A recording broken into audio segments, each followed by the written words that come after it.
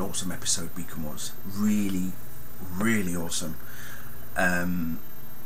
Yeah, the return of Lionel Luthor, Martha Kent,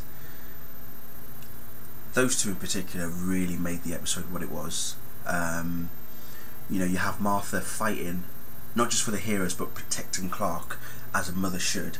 Then you've got Lionel looking for his son Alexander, and he's going to protect him, he's going to bring him up, he's going to raise him, he's going to not abandon him the way that he did, not just in the parallel world but the original Lionel of this world as well, that did the same thing. But the way that Lionel just, when Tess went into the Daily Planet, and you know, he turns around in the chair and just basically says, "Rumours of my death were greatly exaggerated," and I just thought, oh, never mind John Schneider saying it at Comic-Con last year, but Lionel Luthor, he rocked. He made that particular phrase awesome, full of awesome sauce is all I can say. Wow. The one thing that really stood out, well, two things actually that really stood out in this episode. One, Martha and Clark, that pretty emotional scene that I was watching, the way how Clark tells Martha, you know, after it was announced that the VRA thing had been passed, that it was all about the pro heroes now. There was a pro hero rally happening. Martha Kent was heavily involved in that. She gave a speech in that on TV as well.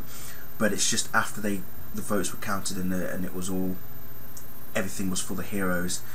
Clark telling Martha how he'd been to the future, he's seen the hero that he's destined to become, but not just that. Clark Kent wearing glasses, you know, hiding behind a disguise as well, and there's Clark still unsure as to whether or not he can actually do that. And the other thing that really made me happy was when he said, "I want to become the man that you made the suit for." That for me just instantly filled me with pure excitement. I mean, I pretty much gushed at that moment when he said that. I thought, dude, about time. You know, it's about time. But there's Martha saying, you know, at the end of the day, it's not about whether, you know, you wearing a suit.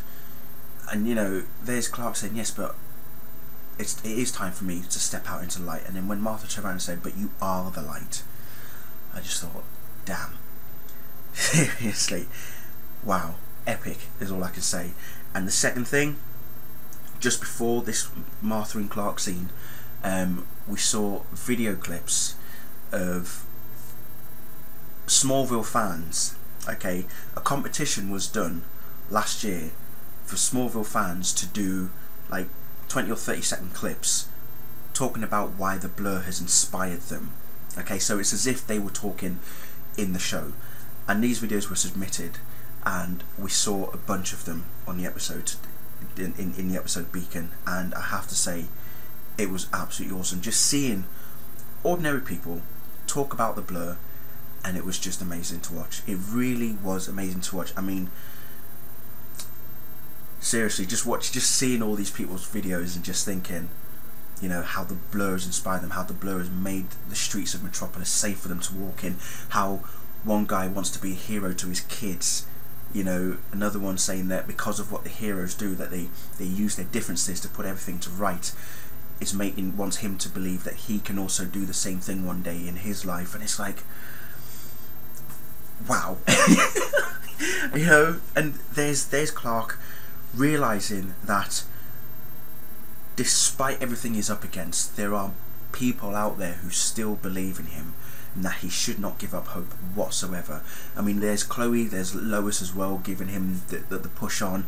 You've got Martha. Martha, as far as I'm concerned, is integral to Clark becoming Superman. I don't care what anybody says. You can turn around and say, yes, but he needs Lois in his life. Yes, he needs Lois in his life, but, you know, there's Chloe also is in his life, and, you know, Chloe and Martha had a conversation where even Martha was saying that as one of his oldest friends, I know you'll be there to look over him.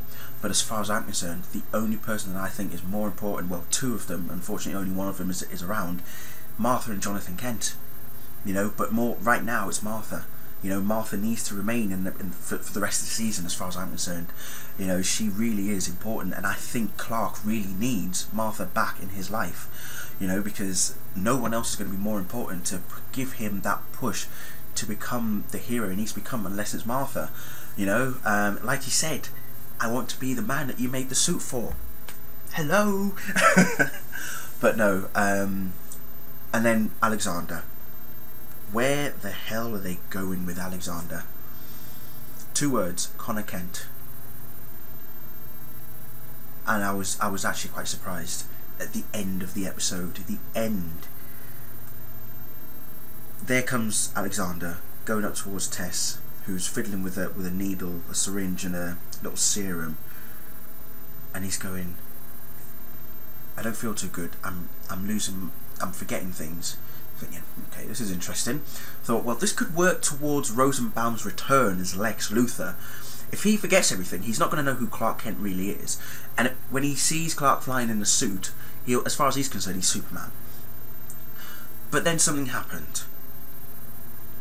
Tess was consoling Alexander, saying that she's going to make everything okay for him.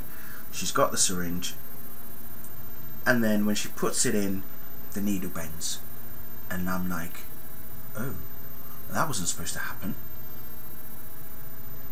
So, is there more to this Lex clone than we believe, than what we've seen? We still don't even know who the hell cloned him. Or was it Granny Goodness? No idea. But but again, could this also veer towards Darkseid? I don't know. But was Clark's DNA also used? Again, I don't know. But suddenly Alexander has become impervious to pain, and his skin is really dense and thick that even a needle can't penetrate it. So who knows? Who knows? So we'll find out, I'm sure, eventually in either Scion or Kent. I think Kent is going to be the episode that we're probably going to find everything anyway. But yeah, interesting is all I can say. Very interesting. But yeah, awesome episode, really awesome, and I can see why people love this episode so much. Yeah, really, really awesome, and even I got a bit emotional at times as well. So yeah, it gives me hope that the rest of the season is hopefully going to be awesome as well. So yeah, we'll see what happens. Anyway, oh, one more thing I've actually got to say. Darkseid who?